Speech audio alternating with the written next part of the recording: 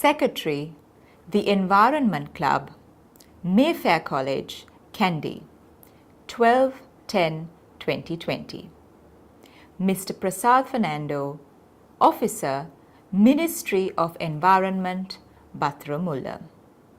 Dear Mr. Fernando, or Sir, the speech delivered at Assembly on Vandalism.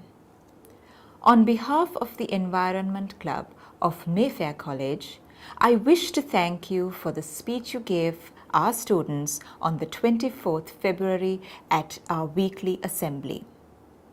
Your speech on vandalism was very informative and made most of us understand the reasons why we need to look after public property. I am sure my colleagues have understood the importance of respecting our school property too. Vandalism has become a massive issue in this day and age, and it also benefited all those present to listen to the causes of vandalism. I take this opportunity to thank you once again for spending your time at our school to deliver such an important message. Yours faithfully, Secretary M.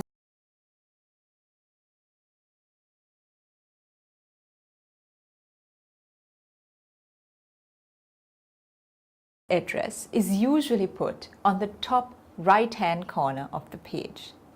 The address should be complete and accurate in case the recipient of the letter wishes to get in touch with the sender for further communication. You also have the option of writing both addresses on the top left-hand side of your paper. The sender's address is followed by the date just below it on the right-hand side of the page. After leaving some space, we write the receiver's address on the left-hand side of the page. Make sure you write the official title or the name of the receiver as your salutation. This is where you greet the person you are addressing the letter to. Bear in mind that it is a formal letter, so the greeting must be respectful and not too personal. The general greetings used in formal letters are Sir and Madam. If you know the name of the person, the salutation may also be Mr. Pereira or Miss Fernando.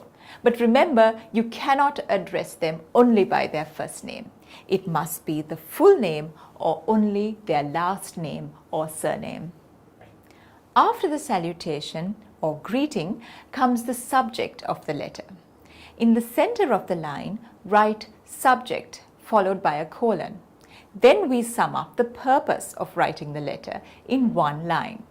This helps the receiver focus on the subject of the letter in one glance. This is the main content of your letter. It is either divided into 3 paragraphs or 2 paragraphs if you want the letter to be briefer.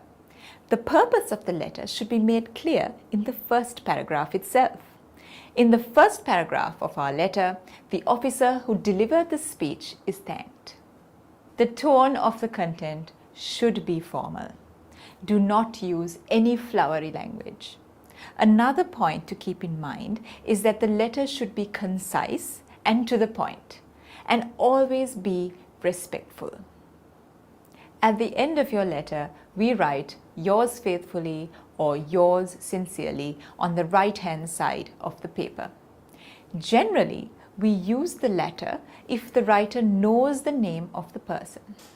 And finally, you sign your name and then you write your name in block letters with your designation beneath the signature.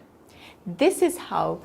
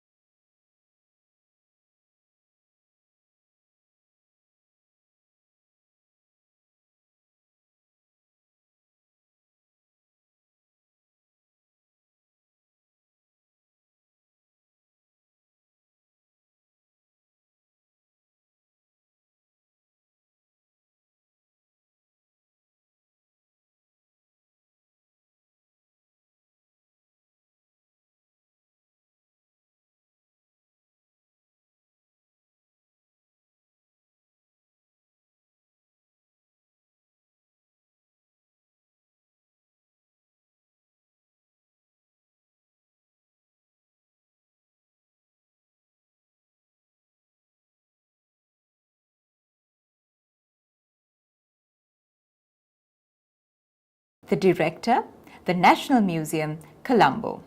Dear Sir, Subject, Visit to the National Museum. I write to inform you that 20 members of the English Literary Association of Mayfair College have decided on paying a visit to the National Museum of Colombo on the 27th of October 2020 at around 10 a.m. On behalf of the association, I kindly request that we have the service of a tour guide during our visit. We also request that we be allowed to view the special gold coins displayed at the museum, and we hope that we would be allowed to take photographs of all the artifacts. We would also be grateful if you would permit us to have lunch within the premises of the museum at around 12:30 p.m. We hope that you would be able to comply with all our requests, and I thank you in advance for your support. I look forward to a favorable reply. Yours faithfully, Signature, M. Pereira, Secretary, English Literary Association.